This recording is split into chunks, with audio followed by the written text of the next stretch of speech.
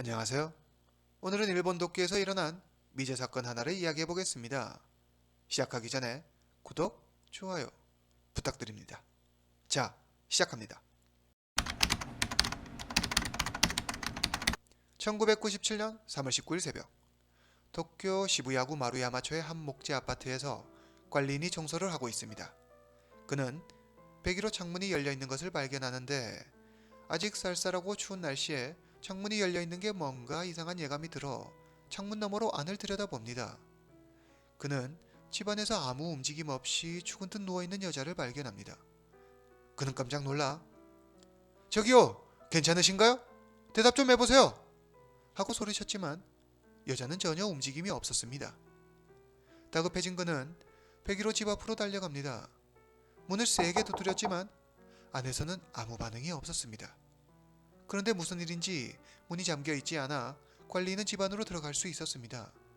그는 침대에 누워있는 여자에게 다가갑니다. 가까이 다가가 자세히 보니 여자는 이미 숨을 거둔 뒤였습니다. 신고를 받은 경찰이 현장에 도착합니다. 10평도 채 되지 않는 작은 원룸에 화장실이 하나 있고 방은 굉장히 더러웠으며 방에는 침대 한 개가 놓여 있었습니다. 그냥 보기에도 청소를 안 한 지 꽤 오래된 방이었습니다. 그리고 여성의 음모로 추정되는 수백 가닥의 털이 방 곳곳에 흩어져 있었고 시신 옆에는 사용한 흔적이 있는 파란색 콘돔이 있었는데 안에는 남성의 정액으로 추정되는 액체가 들어 있었습니다. 그리고 여성의 목에는 목을 조른 듯한 선명한 자국이 있었습니다. 그녀는 베이지색 바바리 코트와 파란색 바지를 입고 있었고 머리 위쪽에는 숄더백이 열린 채 놓여 있었습니다. 가방 안에는 약간의 엔화와 사용하지 않은 콘돔 28개가 있었습니다. 또 사원증이 있었는데 이름은 와타나베 야스코, 도쿄전력의 간부였습니다. 여러분들께서는 후쿠시마 원자력 발전소 사고에 대해 잘 알고 계실 겁니다. 이 사고 원전 시설을 운영했던 회사가 바로 도쿄전력입니다. 도쿄전력은 2011년 후쿠시마 원자력 발전소 사고 이전에는 아시아 최대, 세계 4위 규모의 전력회사였습니다. 일본은 물론 세계적으로도 알아주는 기업의 간부가 무슨 사연이 있어 이 낡은 아파트에서 시신으로 발견된 것일까요? 피해자는 와타나베 야스코, 39세, 미혼으로 유복한 집안에서 태어나 일본의 명문 사립대학인 게이오 기주쿠 대학을 졸업하고 도쿄전력 기획팀에서 일했습니다. 국가재정과 전력 사업에 관한 연구 업무를 하였고 그 누구보다 열심히 열정적으로 일했습니다. 야근도 마다하지 않는 열정으로 1993년 35살의 꽤 젊은 나이에 기획팀 부장으로 승진합니다. 회사에서뿐만 아니라 경제지나 주간지 등에도 글을 연재하며 자신의 위상을 높여갔고 그 능력을 인정받았습니다. 야스코의 집은 도쿄 세카가야구, 고급 주택가로 유명한 지역에 있었는데 그런 그녀가 시부야의 한 아파트에서 시신으로 발견되자 경찰은 이 점을 수상히 여겨 조사하기 시작합니다. 그러다 놀라운 사실을 하나 발견하는데요. 알아주는 직장의 간부급 직원이었던 그녀가 사실 밤에는 매춘부로 일해왔다는 것이었습니다. 자신의 집이 아닌 시부야에서 시신으로 발견된 것도 이곳에서 성매매를 했기 때문이라고 했습니다. 일본 언론들은 너도 나도 이런 사실에 관심을 보이며 이 사건은 엘리트 여성의 이중생활로 신문의 헤드라인을 장식했습니다. 경찰은 시신의 부패 정도로 보아 시신이 발견되기 약 10일 전 3월 8일 밤에서 9일 새벽 사이에 교살되었다고 추정했습니다. 경찰은 현장에서 발견한 콘돔과 그 속의 체액을 분석해 검출된 DNA로 유력한 용의자를 찾아냈습니다.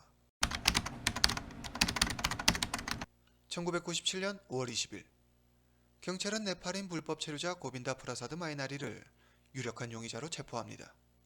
고빈다 프라사드 마이나리는 와타나베 야스코가 시신으로 발견된 아파트 인근에서 생활하고 있었는데 당시 불법 체류자 신분으로 다른 네팔인들과 함께 거주하고 있었습니다.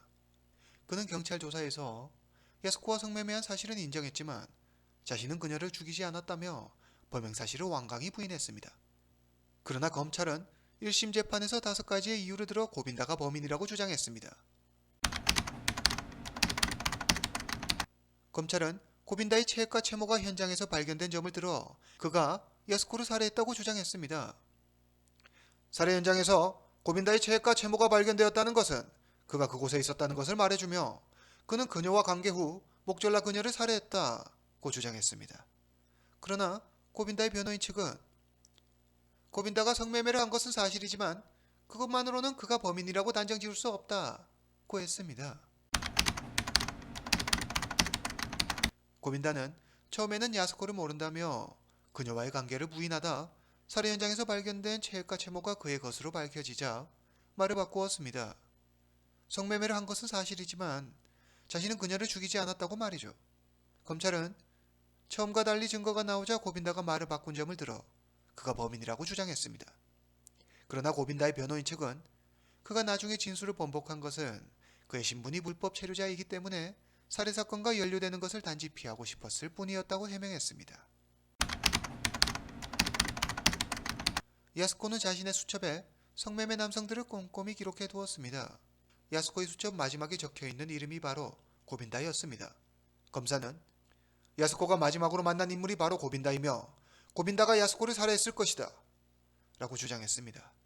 그러나 고빈다의 변호인 측은 수첩에 마지막으로 적혀있다고 해서 야스코가 마지막으로 만난 사람이 고빈다라고 단정 지을 수 없으며 수첩에 이름이 없다고 하여 이후에 다른 사람을 만나지 않았다고 확신할 수 없다. 또한 수첩에 이름이 적혀있다는 것만으로 범인이라고 단정 지을 수 없다고 맞섰습니다. 고빈다는 사건이 일어나기 전에는 7만 엔밖에 가지고 있지 않았습니다. 그런데 사건이 발생하고 갑자기 지인에게 빌린 돈 10만 엔을 갚죠. 공교롭게도 사건 현장에서 야스코의 돈 4만 엔이 없어졌습니다. 검찰은 갑자기 고빈다가 돈이 생겨 지인에게 돈을 갚을 수 있었던 것은 야스코를 살해하고 그녀의 돈을 훔쳤기 때문이라고 주장했습니다. 다시 말해 고빈다가 야스코의 돈을 노리고 살해했다는 것이죠. 사건이 일어나기 전 사건 현장 부근에서 야스코가 어떤 남자와 함께 있었다는 목격자 진술이 나오자 검찰은 고빈다를 지목하며 그가 범인이라고 주장했습니다. 그러나 이런 검찰 측의 주장은 확실한 물증이 아닌 모두 정황 증거들 뿐이었습니다. 명백한 물증과 증인이 없던 탓에 1심부터 치열한 법정 공방이 벌어졌습니다. 2000년 4월 14일 1심 재판부 오부지 재판장은 현장에서 고빈다 외에 제3자의 채모가 발견된 점으로 보아 현장에 고빈다 외 제3의 인물이 있었을 가능성이 있으므로 고빈다를 범인으로 확정하기 어렵다며 무죄를 선고했습니다. 2000년 12월 22일 도쿄 고등법원에서 열린 2심 재판에서 타카기 오시오 재판장은 현장에서 발견된 콘돔의 체액과 채모가 고빈다의 것이며 사건 직후 갑자기 지인에게 10만 엔을 갚은 것 등 증거를 종합적으로 살펴볼 때 고빈다의 유죄가 인정된다며 1심의 무죄 판결을 뒤집고 무기징역을 선고합니다. 변호인 측은 바로 최고재판소에 항소했지만 2심 판결을 뒤집을 수는 없었습니다. 2005년 고빈다는 도쿄 고등법원에 재심을 청구합니다. 2011년 도쿄 고등법원은 현장에서 발견된 DNA를 검찰이 감정하지 않았다는 사실을 발견하게 됩니다. 그리고 DNA 감정 결과 새로운 사실이 밝혀집니다. DNA는 현장에서 발견된 채모의 DNA와 일치했지만 고빈다의 DNA와는 일치하지 않았습니다. 이것은 현장의 고빈다 외에 다른 DNA, 즉 제3의 인물이 존재했다는 것을 의미하기도 합니다. 이에 당황한 검찰은 야스코가 언제 고빈다와 관계를 했는지 정확한 시간을 특정할 수 없는 한 고빈다의 무죄를 증명할 수 없다고 주장했습니다. 그러니까 검찰의 말은 고빈다와 먼저 관계를 하고 제3의 인물이 나타나 야스코를 살해했을 수도 있지만 반대로 제3의 인물과 야스코가 먼저 관계를 하고 고빈다가 그 후에 나타나 야스코를 살해했을 수도 있다는 것입니다. 그래서 야스코가 언제 누구와 성관계를 했는지 알 수 없는 한 고빈다의 무죄를 말할 수 없다는 것이죠. 사건은 점점 의문 속에 빠지게 됩니다. 제3의 DNA가 야스코의 몸속에서 발견된 DNA와 일치한다는 결과가 나옵니다. 고빈다의 변호인 측은 고빈다의 DNA는 사용하고 버린 콘돔에서 나왔지만 제3의 DNA는 피해자의 체내에서 발견되었기 때문에 DNA 증거로 봤을 때 고빈다보다는 제3자가 범인일 가능성이 크다고 주장했습니다. 2012년 6월 11일 도쿄 고등법원은 제3의 존재, 범행 가능성이 제기되는 등 의심스러운 상황에서 고빈다의 유죄를 인정할 수 없다며 재심 청구를 수용함과 동시에 고빈다의 형 집행을 정지했습니다. 검찰은 이에 즉각 이의를 제기했지만 기각되었고 고빈다의 재심은 시작되었습니다. 형이 정지된 고빈다는 불법 체류자 신분이었기 때문에 고국 네팔로 추방되었습니다. 이후 진행된 추가 조사에서 그동안 밝혀지지 않았던 새로운 사실들이 발견됩니다.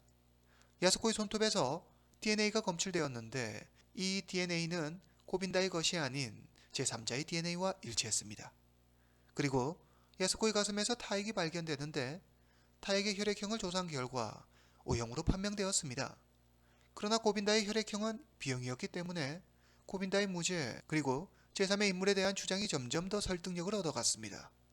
재심 과정에서 드러난 검찰 조사는 허점과 함께 증거 은폐 의혹까지 나와 많은 비판을 받았습니다. 2012년 11월 7일 도쿄 고등법원은 고빈다에게 무죄 판결을 내립니다. 고빈다는 억울한 수감 생활에 대한 배상을 청구했고 6,800만엔, 우리 돈으로 7억 원가량의 배상금을 받게 됩니다. 고빈다는 무죄로 밝혀졌지만 여전히 누가 와타나베 야스코를 살해했는지 범인의 정체는 지금까지 밝혀지지 않았습니다. 여러 의문을 남긴 채 미제로 끝난 와타나베 야스코의 죽음에 대해 이후에도 여러 설들이 제기되었습니다. 그중 많은 이들의 관심을 받은 것은 야스코가 반원전을 주장하다 살해당했다는 것입니다. 그녀가 사망하기 직전 그녀의 직속 상가는 카츠마타 츠네히사였습니다. 와타나베 야스코의 반원전 성향을 못마땅하게 생각한 도쿄전력 고위급들이 그녀가 도쿄전력의 원전 관련 비리, 은폐는 사고 등을 폭로하려고 하자 카츠마타 츠네히사를 시켜 그녀를 청부 살해하도록 했다는 것입니다.